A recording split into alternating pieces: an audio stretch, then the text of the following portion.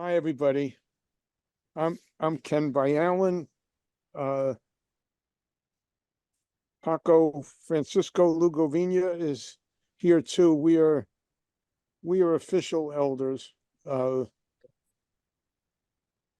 which means we're more than 80 years old, and we've received transmission in Bernie's lineage, one way or the other. And there are, I think, right now 6 or 7 elders. Another elder may appear at any time, and we'll introduce them when they arrive. We don't prepare anything for this. We're here to answer questions or respond to thoughts or whatever, because we don't have any answers. So we'll answer your questions anyway. Whoever wants to share anything. It's got, the screen is set, Chloe, so that, pretty much all I can see is me and Paco. It's hard to see the other people. Oh, they're up there. They're up there, very tiny. Okay. If you go to view, can you try gallery? Does that help? Let's see. Yeah. Wow. Thank you.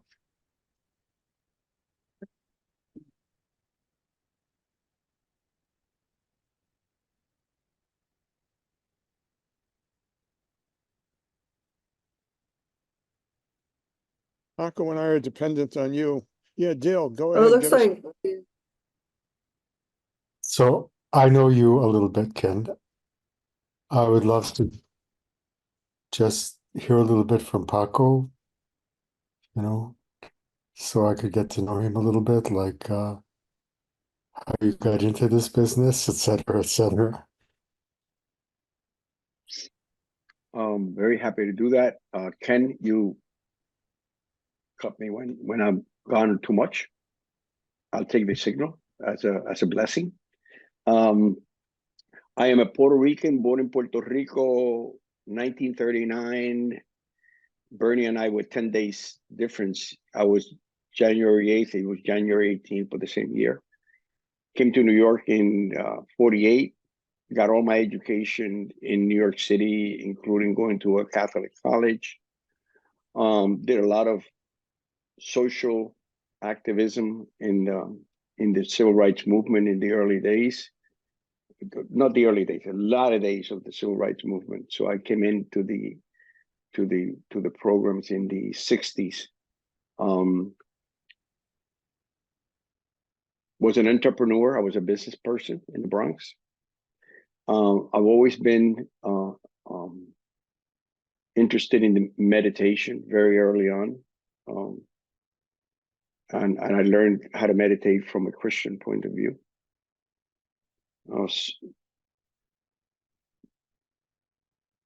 On my third divorce, I was lost into outer space, and I started looking for ways to straighten out my life and my as they say in Puerto Rico, my mishigash that I was involved with. And I found Bernie. And that's a long story. I won't go into that story because it took me like 2 years to find Bernie. When I found Bernie, it was love at first sight. He asked me to be on his board of directors, of which I believe Ken was then the chairperson of the Zen Peacemakers of New York City or something like that. And he became my teacher for a little while, for approximately about a week. And then he got rid of me. And he said, your teacher is going to be my wife. I said, please, my wife, take her. So I became Jishu Holmes' student. And then we all know that, soon after that, maybe a year or two later, she passed away when they went to Santa Fe. But within a year of being part of that Sangha, he at the very beginning, we met at one of these centers where he was talking about instructions to the cook. He had just published that book. And the following Monday of that weekend, I was having lunch with him in Yonkers, and he asked me to become a priest because I had talked to him about, as a Catholic, I wanted to become a priest. I wanted to become a brother. I had gone to get my robes measured. My dad said, "You become a clergy, I'm going to kill you. You're the last of the Lugovinas, and you have to carry on the name." I said, "Shit, I believe my dad, so I didn't." So anyway, with Bernie, he asked me. I said, I really can't become a Buddhist or a monk, a Buddhist, because I was devoted to my grandmother, and my grandmother was a devout Catholic, and me becoming a Buddhist, it's going to really negate my lineage and my grandmother. And he said, in Buddhism, we don't negate anything. We incorporate everything into this. You don't have to give up your grandmother or anything. I said, you got a deal. So within a year, I had become a beginner's priest. And now I live in Delray Beach, Florida with my wife. And at 85 and 8 months, I'm a happy camper. So that's me. Thank you. More questions?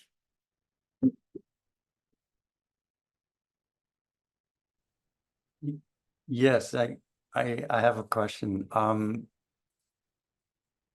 A few weeks ago in one of our sessions here, I'm pretty sure I heard it said that some of the elders, some of the people have chosen to put aside the traditional black robes and I think that seed had already been planted in me, but in hearing that, things began to bubble and grow. And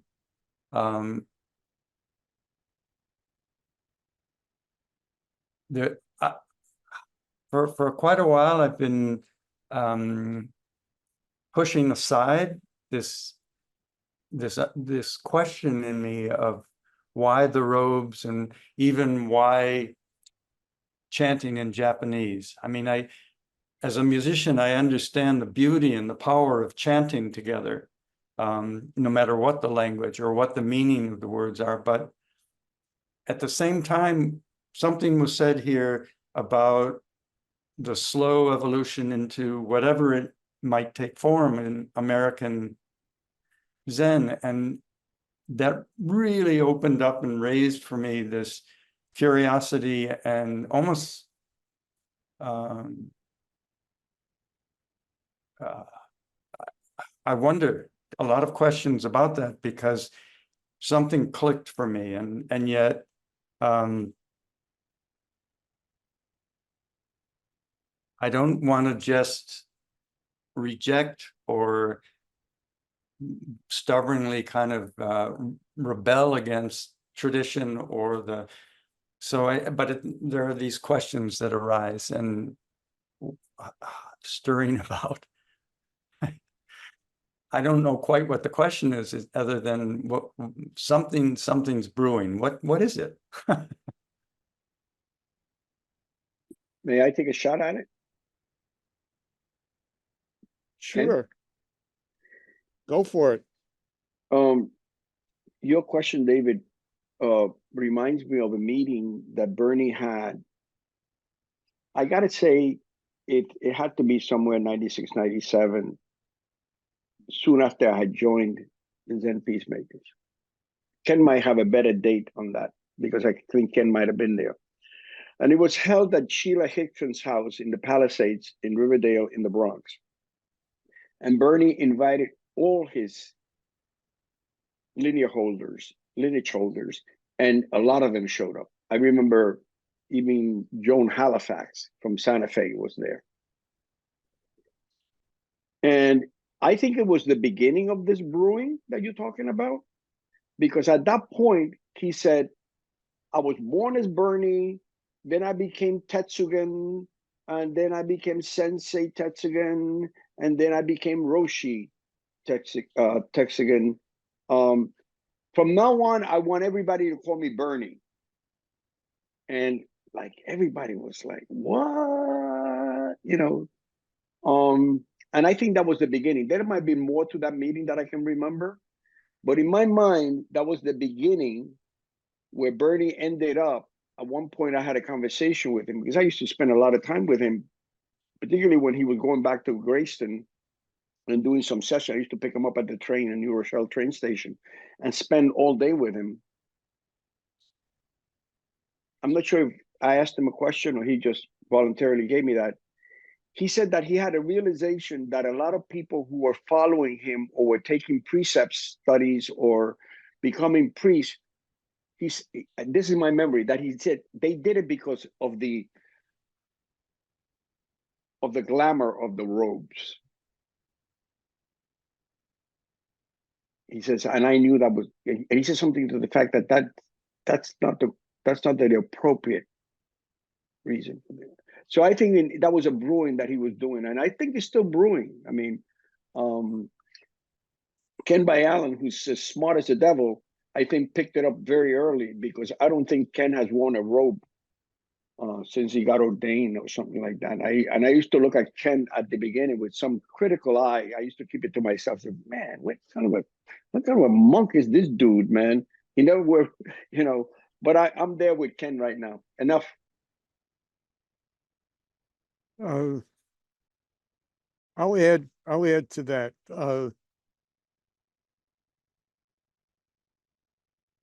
What I've heard is that Mayuzumi Roshi, who was their teacher, told his senior students that it was to swallow the whole fish, and then spit out the bones. Yeah, he knew. Mayuzumi had this awareness of who he was. You know, like he had grown up in a temple in Japan. You know, his father was a big deal in the Soto sect. He and most of his brothers became, you know, priests and teachers in the family tradition. And yet he appreciated, you know, the role that he had in bringing our lineage, his branch of the Soto lineage, to the United States. You know, and in our lineage charts, you know, we have, you know, all these names. I think it's 81 or something on my chart coming down to me. And it starts with Shakyamuni.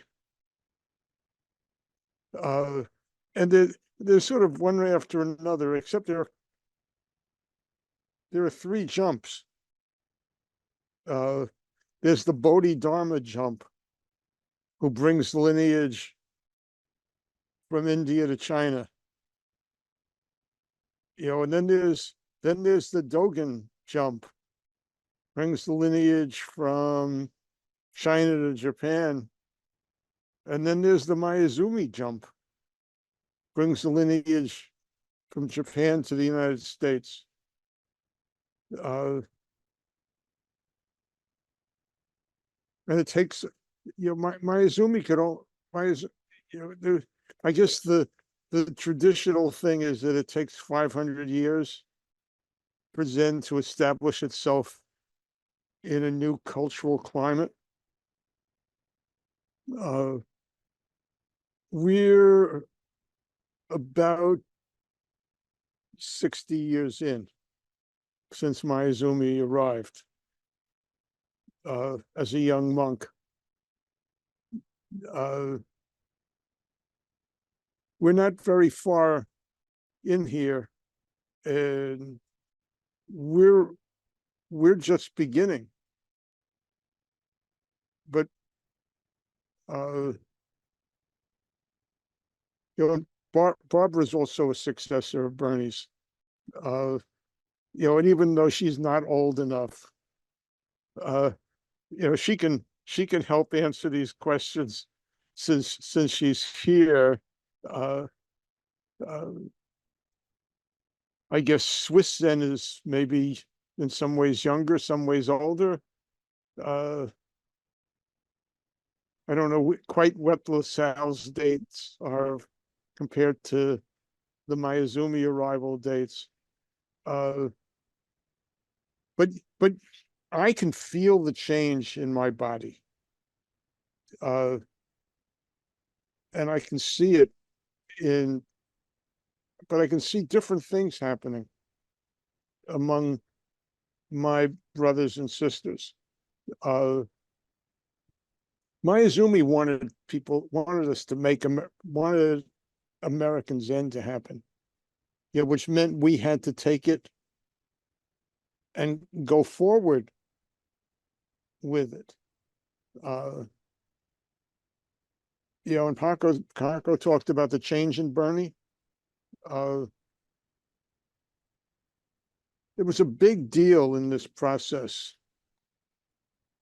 when Mayazumi died in 1995.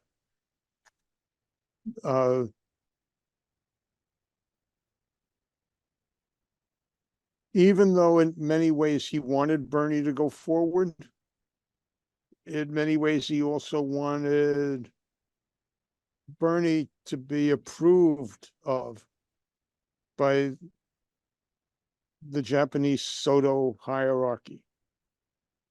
And Bernie was conscious of that dilemma. When I asked him if, I said to him, I know I have to shave my head for ordination for Tokido, but do I have to shave my beard? I don't remember what year this was. What year was this?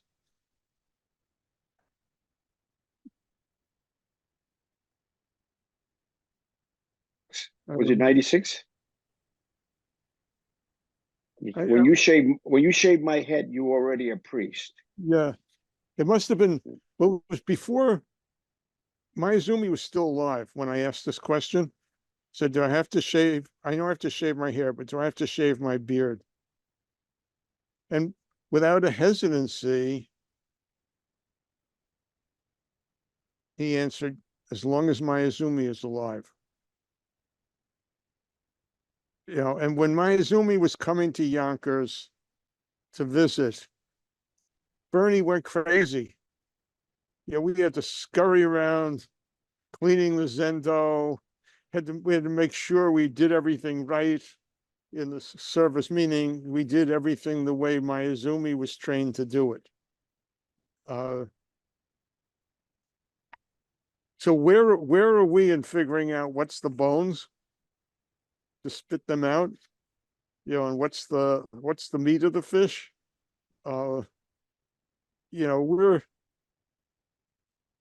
probably more than 400 years away from figuring it out. Now, maybe it's going to be less time. Maybe the internet, speeds some of this up, but we're at the very beginning. And not everybody even understands what, among our brothers and sisters, not everybody even understands what the direction that Mayazumi was going in. Because there are people in our lineage who are more Japanese now than Mayazumi was. And they're certainly more Japanese than the Japanese, who are busy becoming Americans, Westerners. So we're all figuring it out. And some of us are going to make mistakes. Maybe we're all going to make mistakes. We're going to spit something out which we were supposed to not spit out. Barbara, where is Swiss Zen? Thank you, Ken. Thank you, Paco. It's so wonderful listening to you and learning again from you, which I always had the chance So I met Bernie in 1999. And then in 2000, Paco brought me the first time to Bernie at his place. So, or maybe it was 2002, I think, that you took me in the drive over there. But Bernie came to Switzerland in 2000. And I was not searching for Bernie, but Bernie like fished me out of a Sufi school. And it was really a huge chance for me to meet this family, because I had the chance to learn from all of you. So I remember these meetings that Bernie did in his living room, usually with Ken, with Paco, with Nancy Baker, with Eve, with Roshi John Halifax, with so many wonderful teachers, with Egyoku and Enkyo, and they all became my teachers, because for me, Zen was completely new. But I followed Bernie because I knew I wanted to learn everything from him. And I just felt that he was my heart teacher. And so it was such a luck for me, and also from my husband. He also joined me always, and he became also Dharma successor of Bernie Rowland. And so Bernie supported us and said that we should just go on with our meditation, which we did since long. So we started in 1989 to do Sufi meditation. A kind of, our Sufi grandmother was Irene Tweedy. And she was a very open-minded person, very universal, where we studied a lot of mystics from different religions. And our meditation was just raising love in our heart and putting our thoughts in this love. So it was a kind of metta meditation. And with Bernie, we then started to do Zen meditation. But it was very funny, because very often when he had a big audience, he asked the audience, who is a Buddhist here? And then when we raised our hands, he said, oh, you are all Sufis. So it was always his answer. And he gave me, when I got Chukai from him in 2005, he gave me the name that he got from his Sufi teacher. He got the name from Lex Abdul Salam, and he gave me the name Salam. And so, yeah, our Swiss Zen is for sure very young, as you said, Ken. And my Zen is the Zen of a mother, of a woman, of a lay person. I became a lay preceptor. And my hope and my wish is just to support lay persons, especially also women and family persons, to take their practice in their life and make their life practice. And I see it as a big chance that Bernie gave me this freedom, and I hope in deep respect to do it as good as I can. And yeah, and not to throw too much out, maybe things I even don't know. So, but for sure, yeah.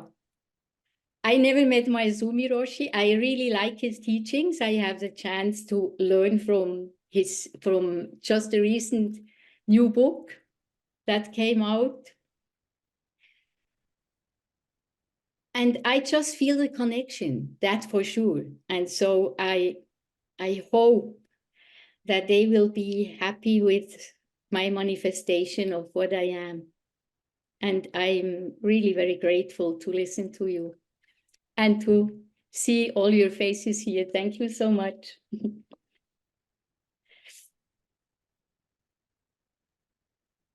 Who's next?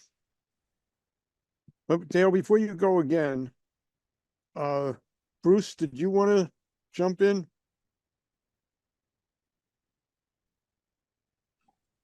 Yeah, I guess the only question I have is the evolution since the early days to present. It sounds like things are ever evolving.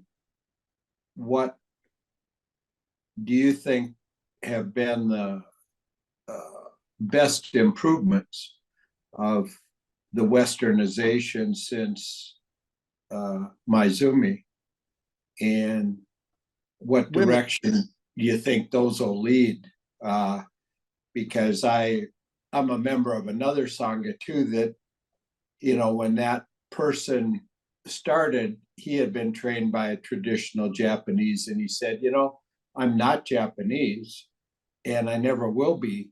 So, you know, he realized the cultural differences. But what do you think has really landed in the West, and what direction you think that can go towards to enhance Zen peacemakers, not only in this country, but internationally? Oh, I don't.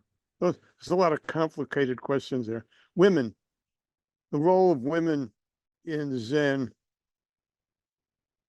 as equals, as teachers.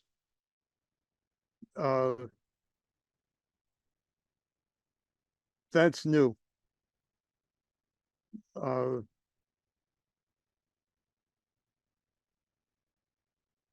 You know, I suspect, although it's probably early, I think that's for sure.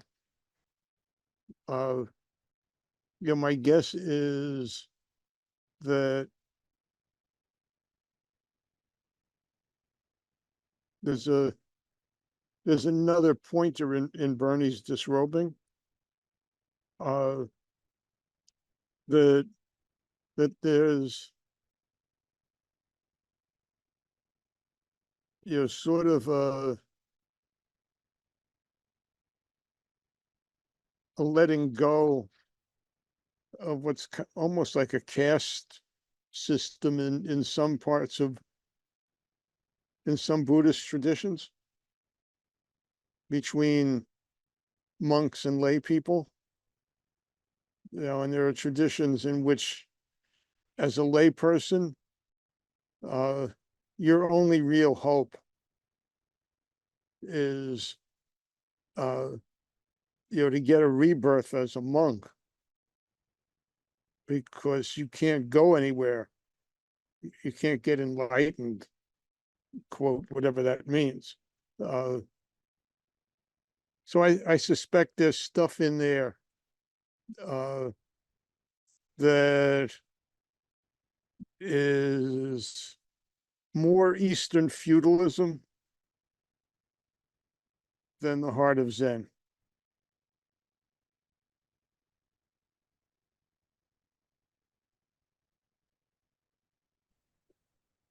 From my perspective,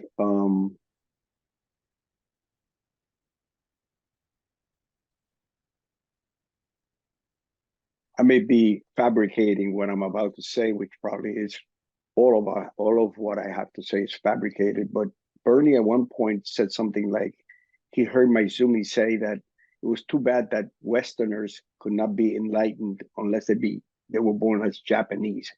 Something that dramatic, and Bernie couldn't believe that he heard Maizumi say that. In another occasion, Bernie had been close to the family. He had been going back and forth trying to raise money, and at one point, they even talked about giving him $10 million to do a Maizumi educational center in Yonkers, in an old school building that we used to do meditation on. And then all of a sudden, Bernie cut his ties with Japan.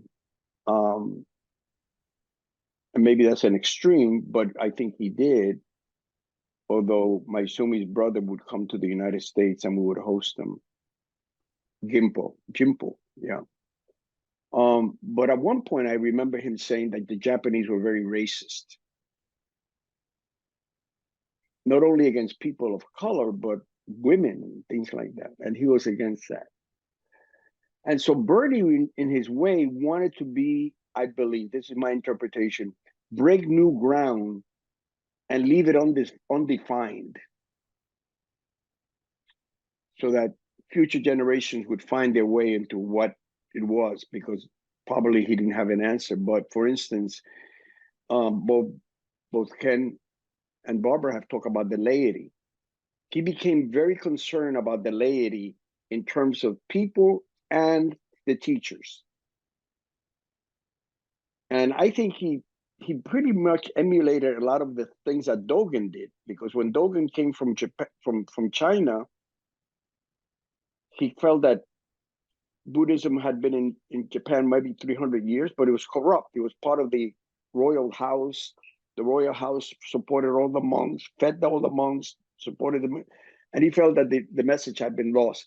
But one of the things that Dogen did was he started addressing the common folk and writing in language that the common folk would hear.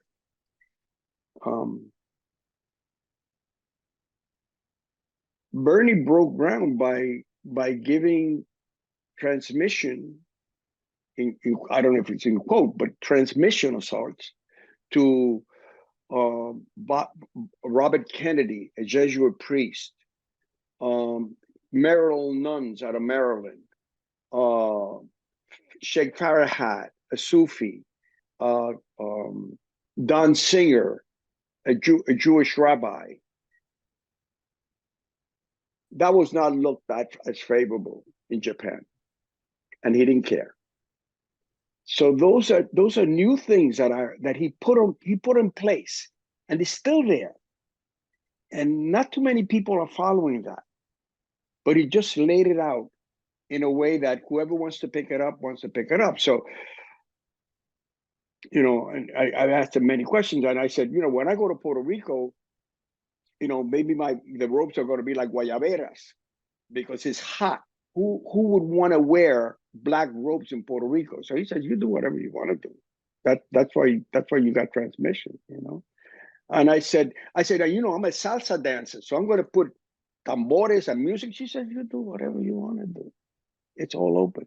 So he kind of kept using dynamite to blast things open. And that's my interpretation of it. I told you I was going to fabricate, but that's the way. But I love that. I love that openness and that ability to be able to be creative and continue to be curious about what to throw out. Because, for instance, I'll give you the contradiction.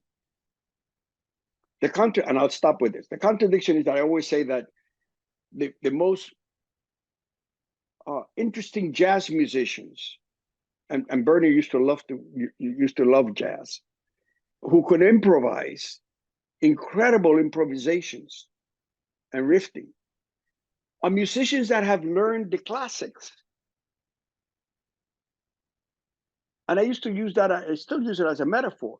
I said, I'm not willing to throw away all the things that I was given. I want some people to learn the classics a little bit.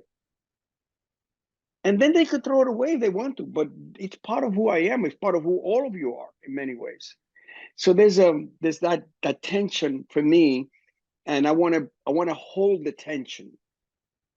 I want to stay in the middle of that tension. That's where the juice is. I don't know if I'm making any sense, but it's hard.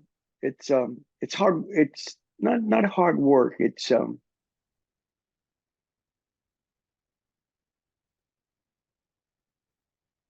Bernie used to say you have to grok it, or something like that. It almost has to become part. What was it? Grok. Grok.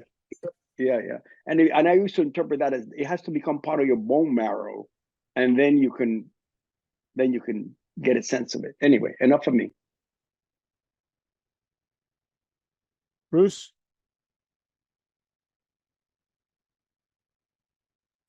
Yeah, I just thought that was beautiful what you just shared about jazz and improv and the classics. And I'd ask both of you how you would define transmission today from that perspective.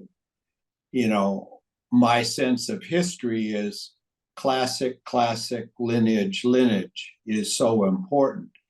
And what you're saying and what it seems as though Bernie did was improvisation into your culture, into today. And you talked about the marrow and that feeling, and I get that. So could each of you speak to your experience of receiving transmission more from the perspective of improvisation rather than the classics?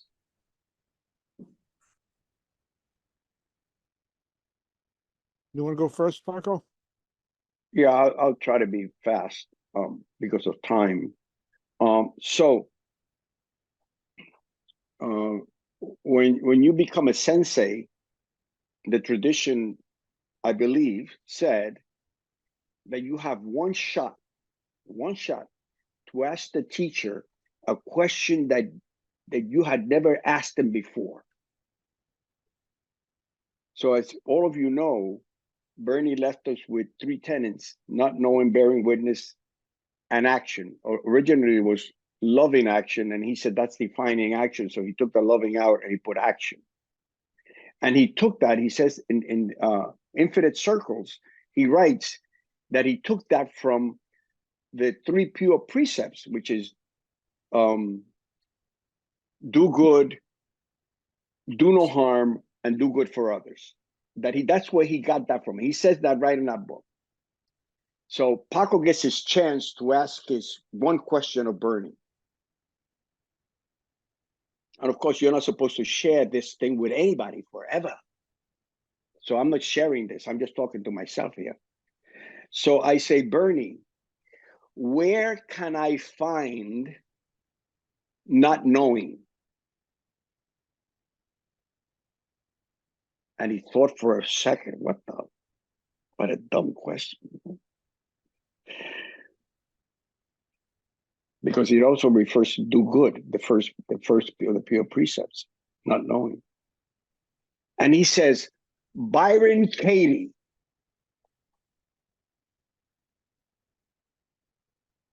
Byron Katie. It happens to be that Bernie, at some point in his life, which we won't go into, had an occasion to go because someone had suggested that he would benefit, Bernie would benefit himself and Eve, who had just married him, I think, from going to visit Byron Katie. And they went to California and they paid for his trip, they paid for everything else. And he spent several hours with Byron Katie.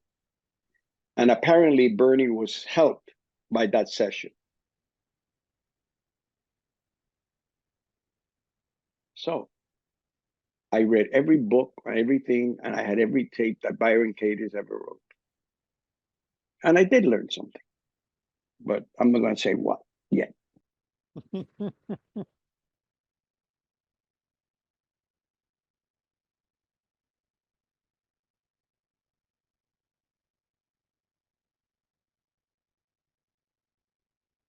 know, the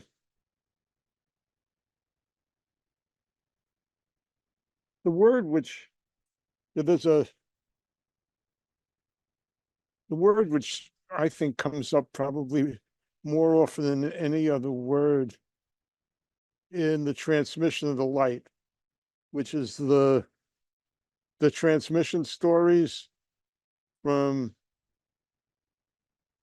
Shakyamuni up to Dogen's first successor. And the word that keeps coming up is accord. The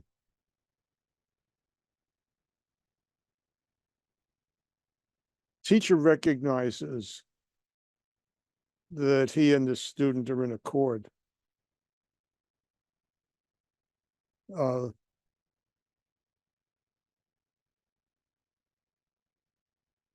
That's all. Yes, the transmission is to me is a recognition ceremony. I mean, becoming a sensei, Bernie did it in a lot of it was done in a very traditional way, still with me. And you get a lot of gifts. Most of them are upstairs somewhere. But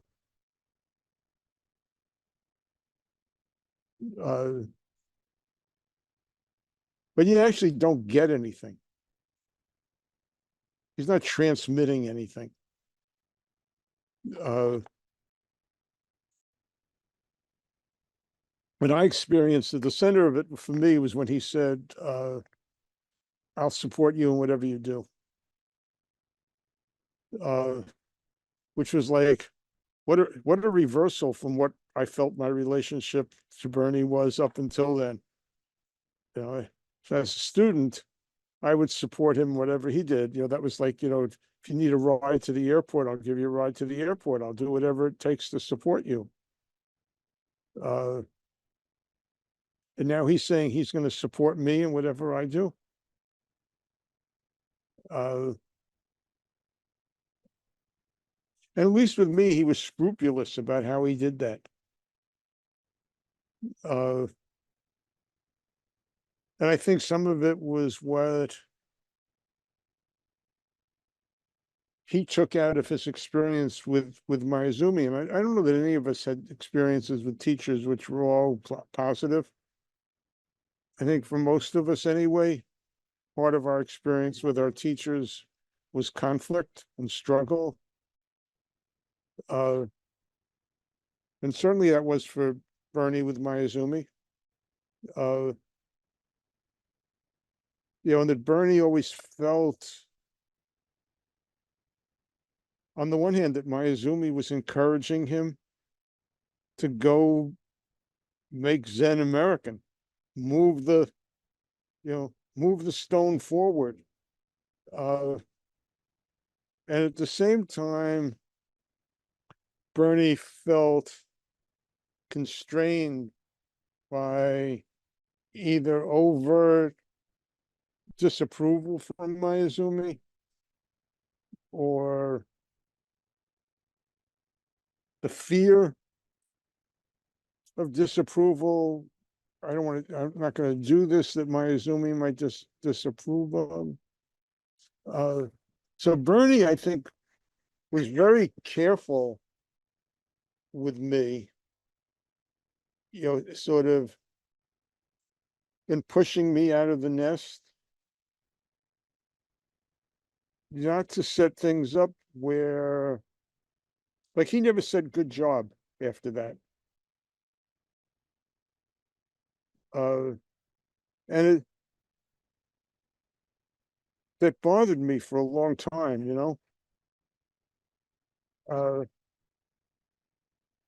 took me years to realize that Bernie knew from his experience that if he then at some point didn't say good job, then I would think, oh, Bernie doesn't like what I'm doing now. He's not approving. He's withholding the good job.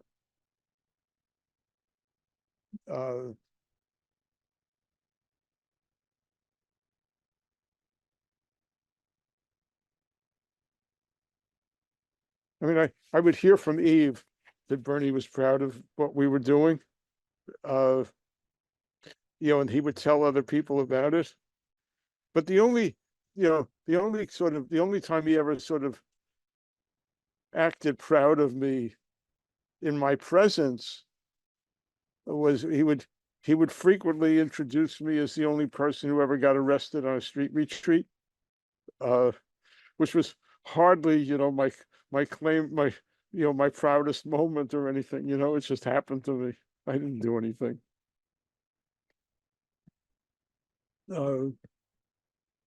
This is a big issue right now in our bigger lineage. There's an affinity group of teachers in the Mayazumi lineage, which is much bigger than Bernie's. There's many other lines beyond other than Bernie. But there are a lot of teachers who at this moment are very much in favor of rescinding transmission if a teacher doesn't behave the way they think teachers should behave. Which to me is undoing the heart of transmission. It's like unempowering. If you say to somebody, I empower you to go and do American Zen as long as you don't do anything I disapprove of, that's not an empowerment. And that's a big issue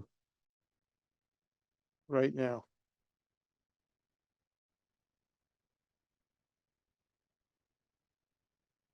Dale, you had your hand up? Barbara, you want to chime in a little bit? Yeah, I really loved your answer, Ken, that you gave in this conversation in White Plum Sangha, because I saw for me, it was exactly the same. I immediately thought on the trust that Bernie told me he had to me when he gave me transmission. And this is my deepest bond to the legacy of the family, of course. So, and in my opinion, it's something sacred to get the trust like that, and you can't take that away. It is like you don't abandon your children when they do things that you don't like. They are still your children, even if they would end somewhere which you don't want them to have. You would go there and support them as best as you could. And so I feel it exactly in this deepness and in this deep connection. So yeah, I was very happy to get the answer of Eve and yours. And it's interesting just to see how different people can look at it. Yeah. You reminded me, I don't know if either of you were there, but there was a moment in which a group of us were with Bernie, and somebody asked him if he worried about having made a mistake in transmission. And most of us probably thought he had made some mistakes because his family is so diverse, that, I mean, certainly for me, when I thought he probably made a mistake, I wasn't sure whether I was the mistake or whether this one was the mistake, but we were so different. How could he be right with both of us and stuff, and he didn't worry about making a mistake, which wasn't arrogance at all. It wasn't like he thought he never made a mistake. He just doesn't worry about it. The history of Zen, as he saw it, was that the mistake in transmissions, those lines just die out. You don't have to go around, canceling people out. I remember Ken, that when you shaved my head and I became a priest, I took Tokodo,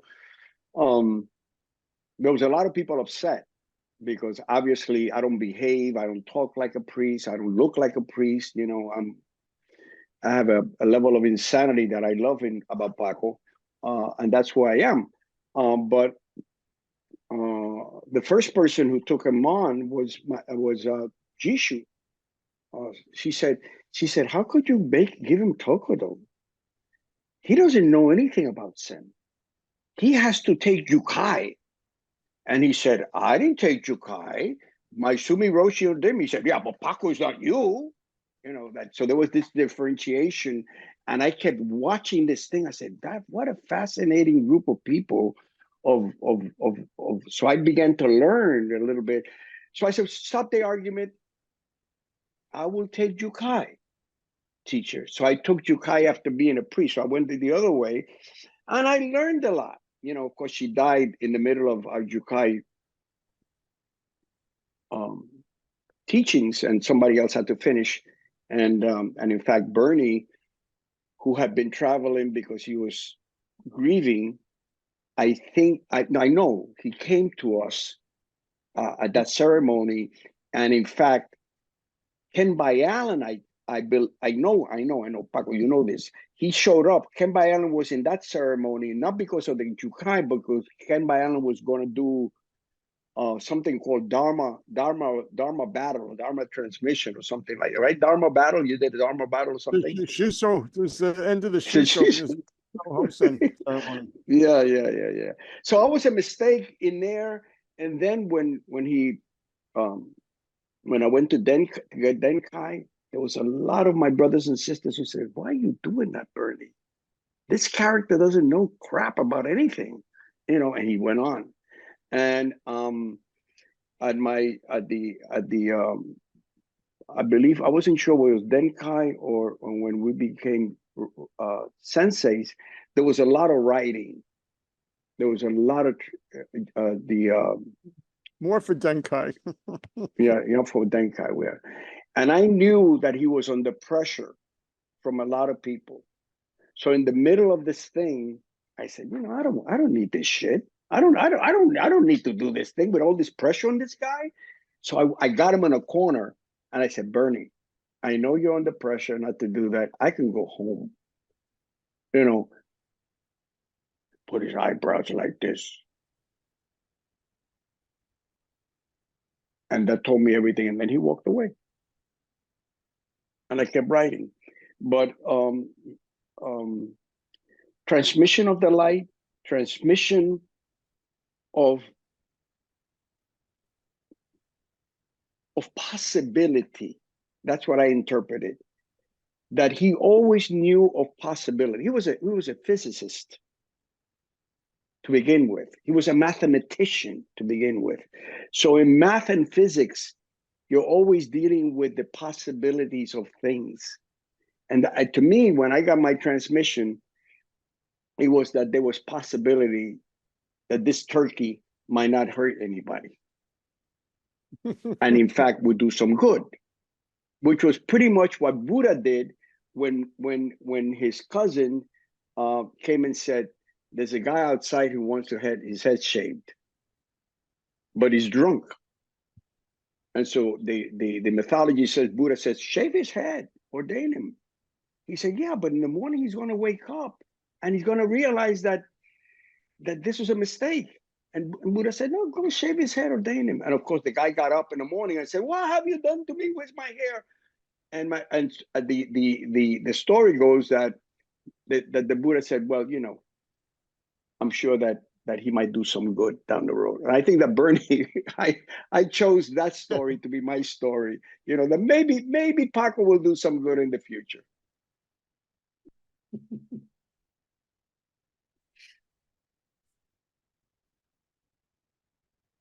Dale, you had your hand up before? Yes, so a couple of not so serious questions. First of all, I want to say I understand why you and Paco are good friends. Makes me very happy. And Paco, I have two kind of perfunctory questions for you. What does your cap mean?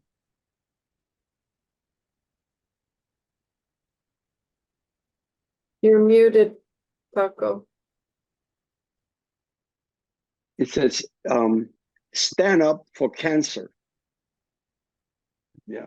Thank you. And That's a long story that I don't want to go into today. okay, that's fine. I was just curious. I was taking it very personally. I thought it meant shut up to see. But in any case, That's even better.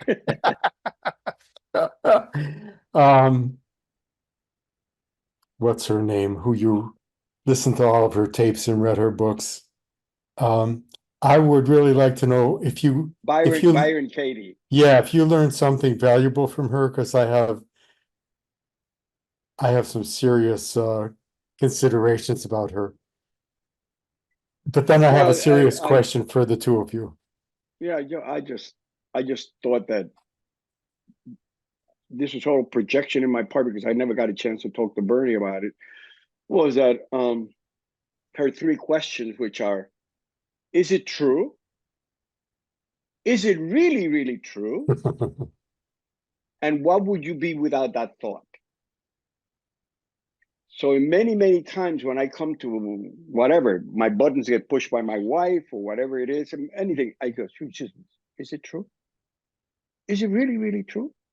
And what would you do without thought? And then all of a sudden I'm liberated. So I think that was a transmission that he gave me in that, from that perspective. Thank you for that question. Thank you for that answer. So this is the serious question. So I've been around for a while, as Ken knows, and I've worked with a number of teachers. There are some teachers who are what I would call light and loving. And there are some teachers who I would call heavy and judgmental. You guys are light and loving, and I really appreciate that a lot. Some teachers who teach Zen and some teachers who teach students. You know, some people who are identified as Zen teachers. And, you know, I worked with Philip Kaplow for 10 years, and somebody who was into the Enneagram said his problem was he was a number 1 on the Enneagram. He confused perfection with enlightenment. And I could see that in him and all of his teachers. But what's the deal? Why are some of you guys, like I know I have been exposed to, I guess, 6 teachers in your lineage, now 7 with Barbara. And, you know, some of you guys, I think are beautiful and light and loving, and some are really, you know, like, I don't know if you know how horses in parades have their tails up because they put ginger in their anus. So some teachers have ginger in their ass. What is it? You know, there's that famous Zen master who said there are 2 kinds of Zen masters, fast breathers and slow breathers. Is it that simple? Is it just, what's the deal? Why are some of you guys light and some heavy? Or is it just my perspective? Yeah, My take early on, very quickly, was that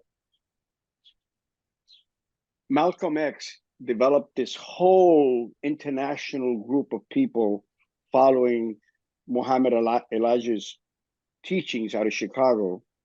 And then he goes to Mecca and finds that in Mecca, the white devils are there too, as Muslims. And he comes back changed, and the same people he trained assassinated him. Bernie trained a whole bunch of people like Malcolm in the strict way. They say that Bernie was an incredible, daunting, hard teacher. And then he goes to Mecca, whatever Mecca was for Bernie, and he comes back and he's wearing a nose. He's going to Mexico as a clown. Majority of those people didn't follow him. The majority of the people he trained did not follow him. They wanted to stay, Ken said it, they wanted to stay Japanese, and some to this day are seeking approval from the Japanese Soto Zen. Had it been the Malcolm X metaphor, they would have probably killed him. They would have probably killed Bernie. So that's my interpretation of it.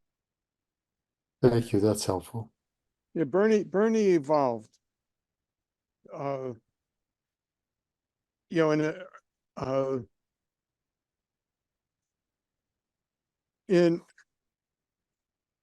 you know, I consider myself fortunate now, looking back, that that I didn't meet Bernie until he was quite far along his path. I mean, he still evolved tremendously in the years that I worked with him, and he was still evolving at the end. But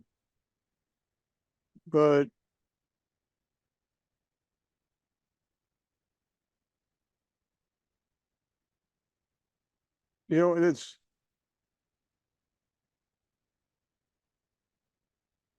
you know, it comes back, you know, this word accord that I take out of the transmission of the light. Bernie was a teacher a long time, and he had a lot of successors. And he was evolving the whole time. And who he found to be in accord, that was a part of him, you know, and it was evolving. You know, and the interesting thing to me is that we're still a family, his successors, and we're very different. And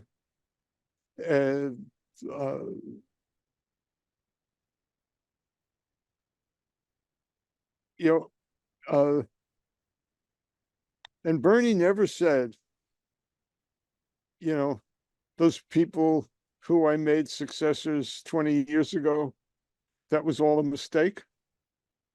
He never disowned any of us kids. So we're different. Can you appreciate the difference? You know, there's a trap, perhaps, that you're jumping into in your question. You know, is that you're creating two groups among a bunch of siblings who are different. You know, and you're making it in your statement as if you're making a statement about us. It's really your judgment. That's your judgment. You like some of us more than you like others. That's something about you, more than it's something about us. My opinion. So I agree, but are you saying that there isn't that difference between a you and a mucho? She's not light. I've I never love experienced. Mujo. I love Mujo. I love Mujo, and I'm using her books as precept studies. The book that she wrote. It's a wonderful, wonderful book. Absolutely. I was friends with Mujo for 20 years before she was my teacher. And as a teacher, she was very different than as a friend.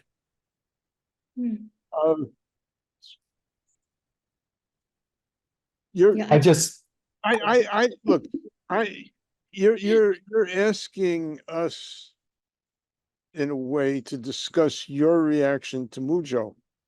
And she's not here.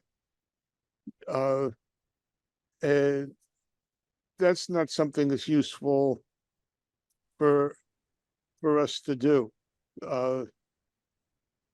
Let's be loyal to the absent. That's fine. That's fine. I understand that. I own my part in it.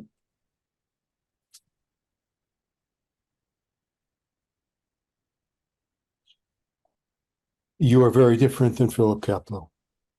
You're very different than other teachers. So we, You have a lightness about you that they didn't have. That's so all.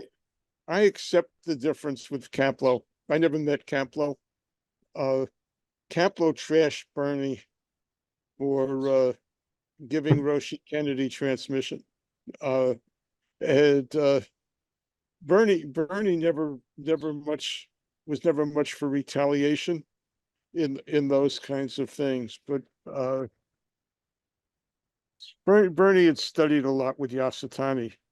Yasutani was one of my Izumi's teachers. And one of the people who Mayazumi had gotten transmission from.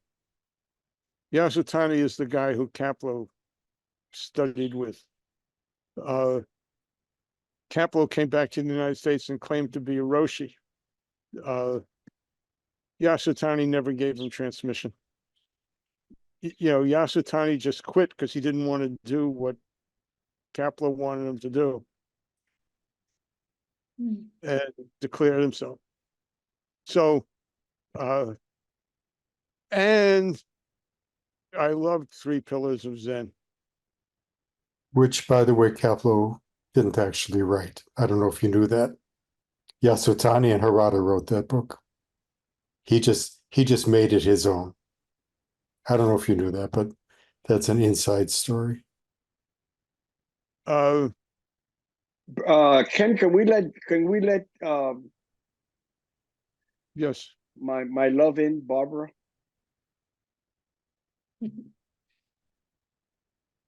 The only woman in the room other than Chloe. Chloe, you could get to talk too. Go ahead, Barbara. Yeah, I mean, one of Bernie's main teaching, in my opinion, was really to appreciate our diversity and to take this on as a practice, because it's sometimes not so easy. Mhm. But it's one of the most important practices in peacemaking, in my opinion. And so this is also what we do when we do counsel, that we just sit on our chair and listening to the diversity of other people's feelings.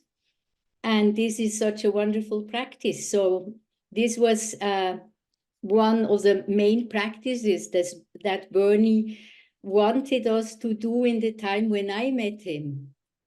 Mhm. So, yeah, and of course, we are so different and we have different needs. Also as a teacher, I see that people are really looking for different ways, and sometimes we are not tough enough, or we are too tough, or whatever. It's always a lot about relationship, in my opinion. Yes. And it could be for me, we had some tough situations, but I always trusted him in a very deep way. Even he made me cry because I was angry against him in some situations. There was this deep trust in him that he would bring me at a point where I could let go of something or learn of something. And so I think this is the most important. If we can have a teacher relationship where we in a deep way really trust to this person, then we are just so blessed, I think. But of course, we can't do that. It's a gift, I think. And so I am really grateful because I had a deep, deep trust in Bernie. And I still have it. So I would wish for you, Dale, that you would have that, or that you can have that, because this is the best place to learn, of course, and to let go about our own.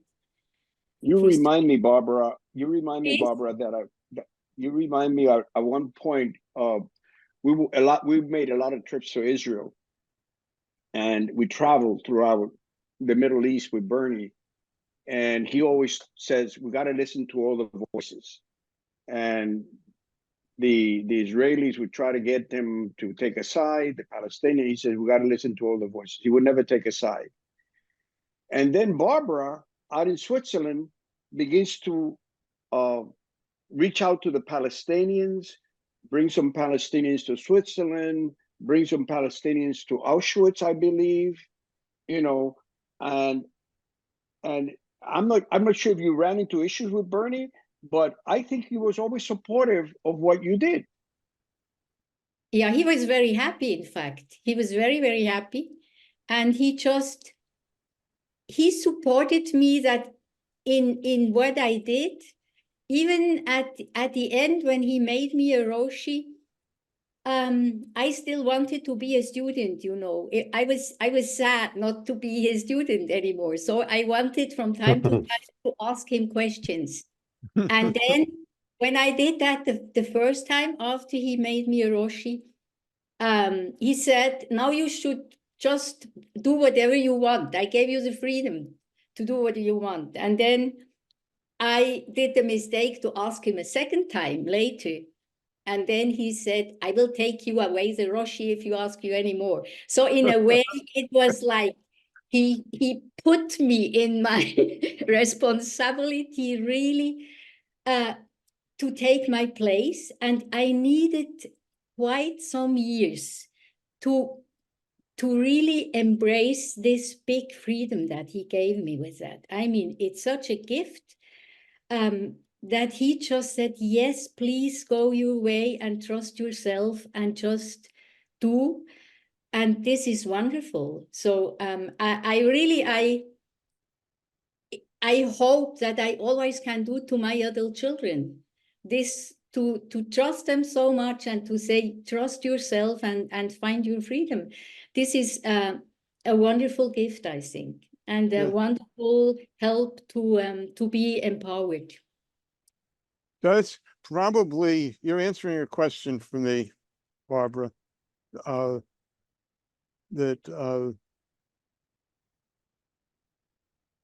like, how do you know when someone is ready for transmission as a teacher?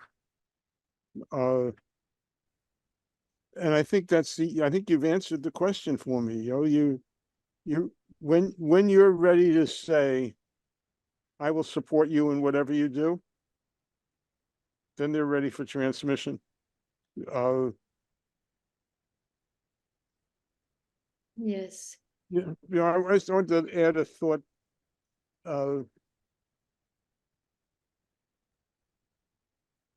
There are people in our lineage, teachers in our lineage, who look to me and probably to others very different from me. And we're all, I guess, spitting out bones, right? In Miyazumi's metaphor. And none of us are sure, none of us can be sure who's spitting out the right bones. And we all still have to choose to act. We have to choose, if we're a student, we have to choose our teacher. You have to choose the teacher who you think is spitting out the right bones, and not spitting out the bones that you really want to get. But who's right and who's wrong? At the very least, check back, in 440 years, I'll let you know.